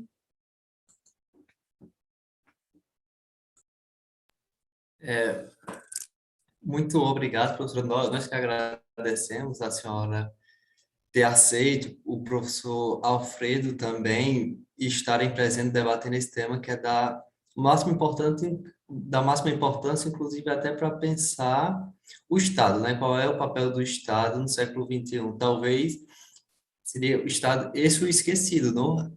Porque tem essa questão, acho que foi falado em ambas as conferências, sobre esse cidadão, né? O indivíduo que é perfeito, formado, completo, que não precisa do Estado, né? Se ele é perfeito, ele, né? Aquela versão Instagram que tem muito certo, tem uma questão filosófica por trás que é a melhor versão de si. E como é que vai se forjando essa melhor? Parece até uma filosofia boteco, mas tem uma questão por trás, né, filosófica. E aí eu lembro, acho que nas falas dos dois, pensando essas relações do micro e do macro, né? E aí o Maurício Lazarato vai dizer que a estratégia neoliberal não é econômica sem ser, ao mesmo tempo, subjetiva, né? O professor Alfredo Saad, acho que falou sobre essa questão desse indivíduo como uma farsa, né? E eu colocava no meu projeto, a professora Luana sabe, né? Essa subjetividade falaciosa, né? Eu levantei isso, é uma subjetividade que, de certa forma, quando se vê confrontado com uma crise, tal qual a do coronavírus, se mostra como inábil e não entrega o que prometeu, né? Esse cidadão vai precisar do Estado. E aí eu lembrei também, a professora Luana falou, né, da Wayne Brown, que a gente trabalha muito, e esse cidadão sacrificial. Ele entrega em um sacrifício que ele não sabe nem ao menos para que é. Talvez não seja para salvá-lo, seja para salvar os bancos e o mercado financeiro. Acho que a gente leu, né, professora, um texto, acho que do Chevotsky, do Adam Chevotsky, que quando vem essa solidariedade internacional, ela não existe, é para pagar os credores internacionais, não é para efetivação de direitos fundamentais. E aí pensei também que essas reformas e essas promessas que não são cumpridas, que o professor Alfredo levantou, a gente pode pensar na reforma trabalhista, que foi proposta como que iria gerar empregos, iria mudar, e não entregou nada disso, tal qual a economia brasileira, né? Ironicamente, um grande economista brasileiro disse que a economia do Brasil ia surpreender o mundo, ia crescer em V, né? E numa forma que não aconteceu, né? O Paulo Guedes, que é o Pacheco do Essa de Queiroz, né? Com sua grande inteligência que ninguém nunca vê resultado, ele fica se construindo. E a gente tem que entregar, professora Luana, a nossa biografia a serviço do mercado financeiro. E aí, sem retorno. Eu queria pensar assim, e perguntar, o professor Alfredo, acho que na última lâmina de apresentação, falou sobre a legitimidade e o Estado. Qual é o papel do Estado agora, professor Alfredo e a professora Luana, dentro dessa, de certa forma, uma neutralização da legitimidade democrática? Então, não se governa mais para o povo, como um princípio de todo, vamos pensar do constitucionalismo, mas se governa para o mercado financeiro. E aí eu lembro do professor Passetti, lá da PUC, que vai dizer que, de certa forma, parece que a filosofia do direito, ela neutralizou os direitos, a teoria econômica neutralizou a economia, e já não importa mais se há governo democrático, mas se ele é hábil ou não para fazer negociações. É por isso que Michel Temer fez essas propostas, também do cunho neoliberal, vamos lembrar a reforma trabalhista, a previdenciária, o teto de gastos. Qual é a função da legitimidade do Estado nesse contexto de neoliberalismo, já que a gente pode pensar aqui com o professor Avellan Nunes e com vários outros, que não é um Estado mínimo, né? Mas é um Estado reorientado aos interesses do capital. Eu queria fazer essa pergunta aos senhores e à senhora.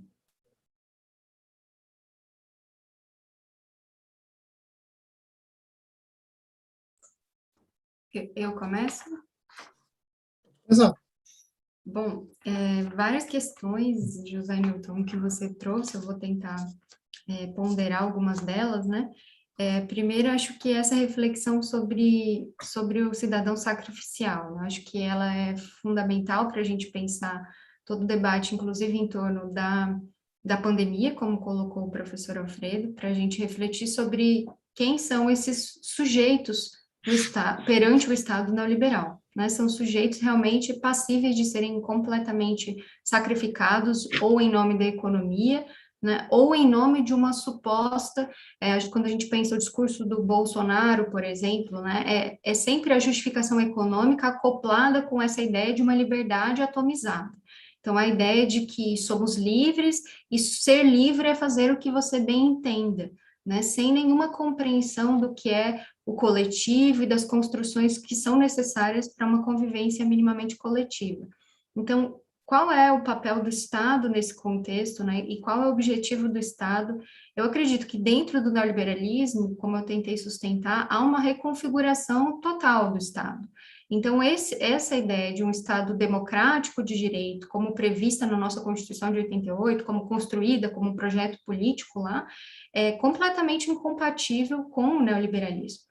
E o neoliberalismo, ele é compatível com projetos autoritários, né? Como foi o caso do Chile, de Pinochet, e é curioso como a gente até lê no livro, por exemplo, do Wolfgang Streeck, sobre o tempo comprado, em que ele vai dizer que essa alternativa, como a do Pinochet, né, de um golpe para a implementação do neoliberalismo, é algo que não estaria mais disponível hoje. Mas o que nós vemos é outras formas de autoritarismo se afirmando através do Estado, com o objetivo de salvar os credores, de resguardar o mercado, né, de resguardar os interesses dos credores. Então, me parece que esse Estado neoliberal é completamente incompatível com uma ideia de Estado democrático de direito. Então, qual é o seu objetivo? Resguardar o mercado, né, atender a esses interesses dos credores. Professor Alfredo. Eu achei magnífica a apresentação da Luana e concordo com o que você falou durante a apresentação e agora também. Existe uma tensão substancial no Estado neoliberal, no sentido do seu compromisso fundamental ser com o próprio neoliberalismo, ser com a preservação, a legitimação do neoliberalismo, ser com a rolagem das reformas econômicas neoliberais, que não terminam nunca. E esse é um projeto de poder que é um projeto exclusionário, é um projeto de poder que concentra a renda, concentra a riqueza, concentra o poder. Então, ele é fundamentalmente, como a Luana disse, e eu concordo, é fundamentalmente incompatível com a democracia, que assume a igualdade política e a distribuição do poder, e potencialmente, se for do interesse da maioria, a distribuição econômica também. O Estado neoliberal não faz isso. Então, isso cria uma clivagem dentro da própria lógica de funcionamento do Estado.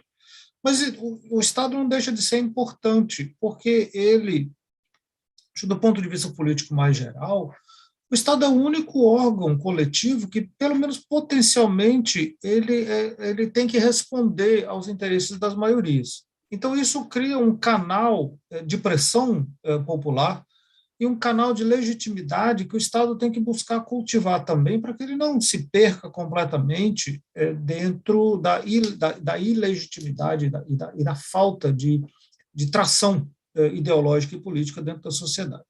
Então, ele é um Estado exclusionário, mas com alguns limites que são importantes, e esses limites permitem, e a própria lógica de existência e funcionamento político do Estado permitem contrapressões.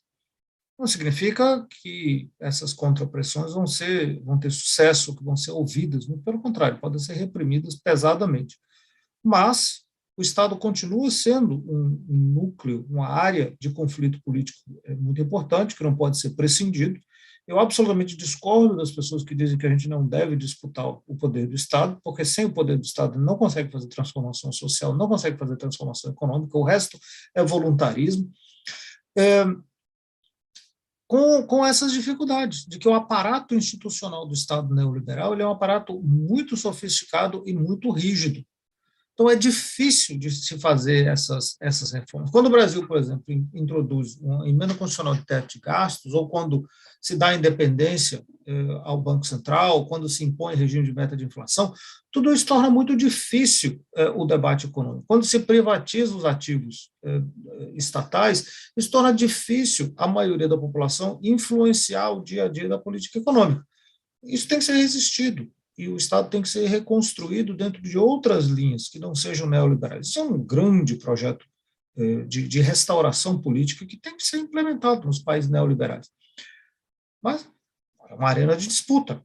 A gente vai ver o que vai acontecer. O que a gente pode afirmar com certeza é que o neoliberalismo está perdendo chão, está perdendo capacidade de atingir resultados. e com essa sucessão de crises financeiras, agora a crise de saúde e a crise ambiental, o neoliberalismo perdeu espaço de manobra para o longo prazo. E qualquer pessoa inteligente que observe o andamento do Estado neoliberal e os limites das políticas neoliberais vai perceber que é melhor agir rápido. É melhor se transcender essa fase do capitalismo rapidamente, para que a gente tenha opções mais simples, mais baratas de fazer a transição verde, de se estabilizar uma forma de existência social com mais legitimidade e que tenha mais capacidade de proteger a vida das pessoas.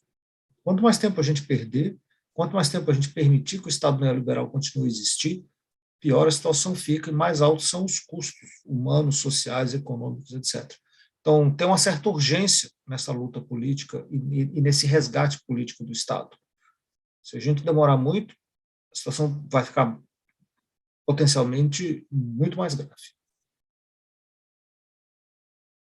Eu agradeço aos professores e já faço uma pergunta que foi feita pelo Marlon, que também é lá da UFSC, orientando da professora Luana, né? Ele disse que houve a indicação do neoliberalismo como uma oposição ao estado de bem-estar.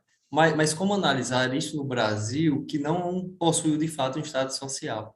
E aí eu lembrei do professor Alfredo, agora que, né, acho que a gente tem que comprar assim, essa disputa pelo Estado, porque eles também o neoliberalismo também vem de uma história que ele é imbatível, né? Eu lembro muito o subtítulo daquele livro Realismo Capitalista do Mark Fisher, né? Que é porque é mais fácil imaginar o fim do mundo que o fim do capitalismo, né? E isso também é uma questão ideológica que a questão econômica implanta. Mas vamos para a resposta do Marlon, né? Ao questionamento do Marlon.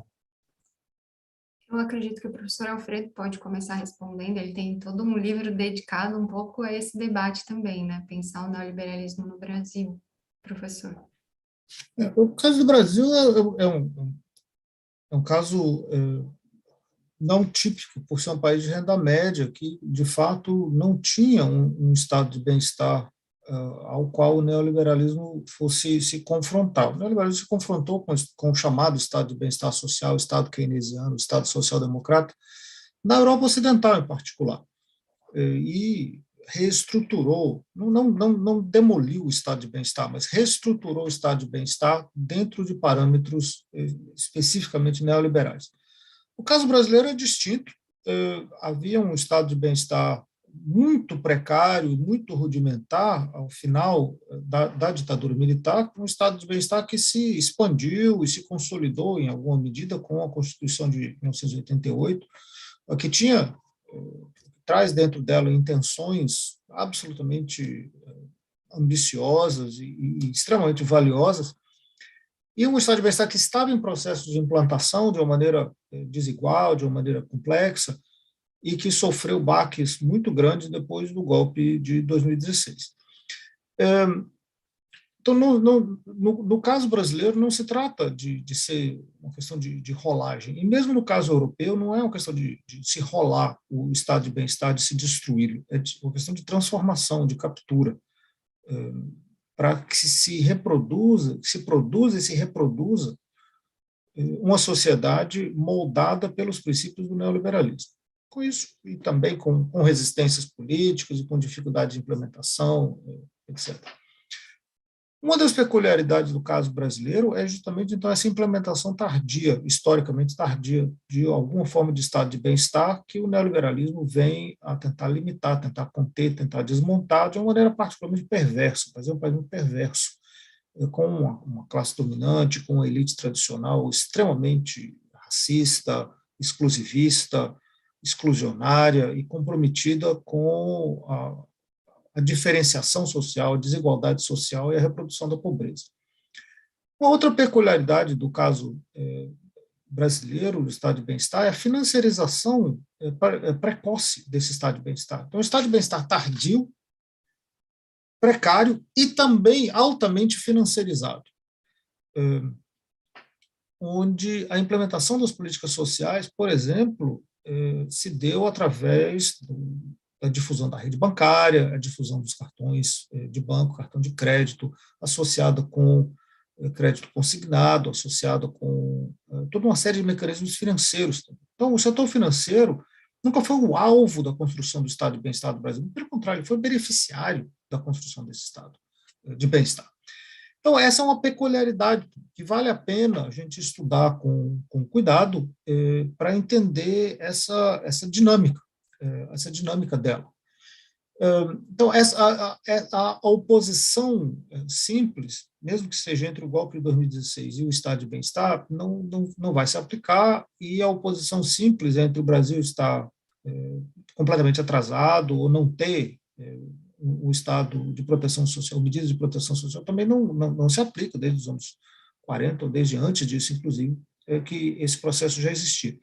O que eu acho que é o desafio para a gente, enquanto cientista social, é justamente entender as características desse estado de bem-estar social brasileiro, a dinâmica dele e como é que ele foi, e até que ponto ele foi efetivamente desmontado.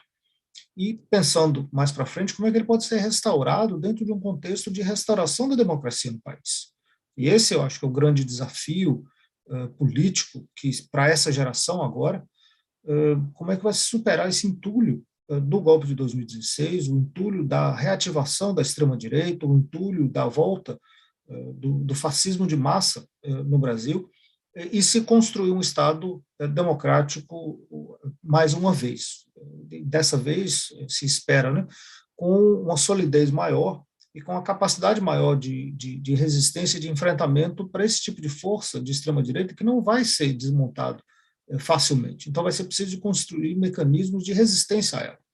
A gente se enganou, a minha geração, em particular, se enganou ao achar que o Brasil tinha atingido com tranquilidade, de uma maneira pacífica, uma democracia estável. Não tinha.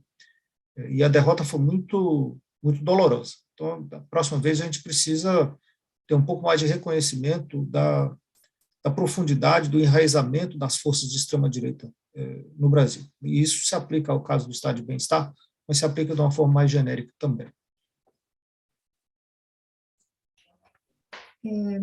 Eu concordo com o professor Alfredo, acho que ele tem muito mais propriedade para fazer essa análise das mudanças que aconteceram no Estado brasileiro no que diz respeito, né, a caracterizá-lo ou não como um estado de bem-estar social. Mas a minha reflexão ela é muito mais no sentido de que a retórica neoliberal ou a teoria neoliberal, ela se constrói no sentido de uma negação de tudo que é coletivo, de tudo que é uma construção coletiva. Então, nesse sentido, ela é uma negação do estado de bem-estar social ou das políticas propostas por esse estado de bem-estar social, de assegurar direitos sociais, né, de termos políticas sociais a serem propostas pelo Estado e a serem asseguradas pelo Estado, então, saúde, educação, sistema previdenciário, mas também políticas de redistribuição de renda, por exemplo, né? Dentro de uma lógica neoliberal, não faz sentido termos um estado de bem-estar social, porque os indivíduos devem eles mesmos, né, de forma muito mais supostamente adequada, buscarem alcançar isso que eles precisam através do mercado. Então, me parece que essa retórica ela é muito forte, ainda que a gente não tenha tido uma consolidação do estado de bem-estar social, essa retórica muito presente no discurso da extrema-direita hoje, né? Muito presente no discurso de uma direita também, que não quer se apresentar como extrema, né? Mas que costuma dizer no debate político brasileiro que é liberal na economia e conservadora nos costumes. Então, acho que isso também nos revela, isso que o professor Alfredo dizia, que é a dificuldade que nós temos no Brasil de lidar com o nosso passado conservador e autoritário.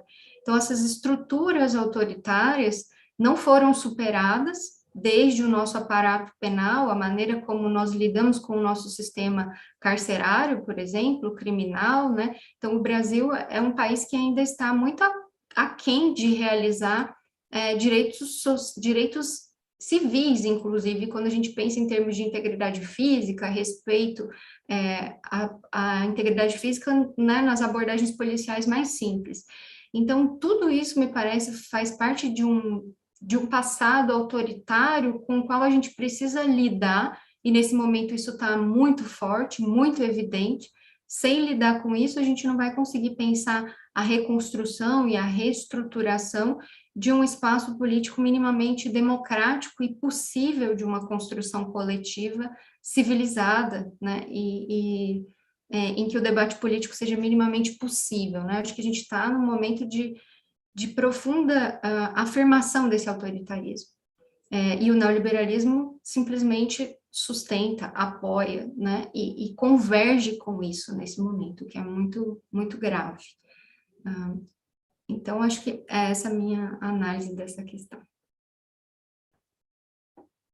Eu agradeço novamente aos professores Alfredo Saad Filho e a professora Luana Renosto pela presença e pelo aceite do nosso convite, e encerro esse momento já lembrando que às 19 horas nós voltamos com o professor Adamo, que é da Federal de Minas Gerais, que vai trabalhar sobre Estado e a teoria crítica. Só informando que o professor Agassiz teve um questionamento de ordem pessoal e a conferência dele foi transferida para amanhã às 10 horas, juntamente com a professora Eunice. O Instagram da ESA do Crato também já fez essa retificação na programação, que vocês podem conferir. Acho que eu passo a palavra para o Elter para fazer o encerramento formal, né? É isso, rapaz, tira essa formalidade. Só agradecer à professora Luana, ao professor Alfredo, pela disposição, pelo aceito ao convite e estarem conosco aqui no interior do Ceará, aqui no Crato, ainda que virtualmente, mas discutindo teoria do Estado, neoliberalismo, enfim, temáticas que nos são tão caras nesse momento, em que o Brasil exige um pouquinho mais de cada um de nós relativo a essa temática. Então, professor Alfredo, professor Luana, muita gratidão por estarem conosco nessa tarde. Mais de 500 pessoas nos acompanharam durante as atividades dessa tarde. Para nós é motivo de muita alegria. Aos colegas que nos assistem através da plataforma da Escola Superior, nós retornaremos às atividades às 19 horas, ou seja, daqui a um pouco mais de uma hora, um pequeno intervalo. Até lá, forte abraço a todos. Saímos do ao vivo.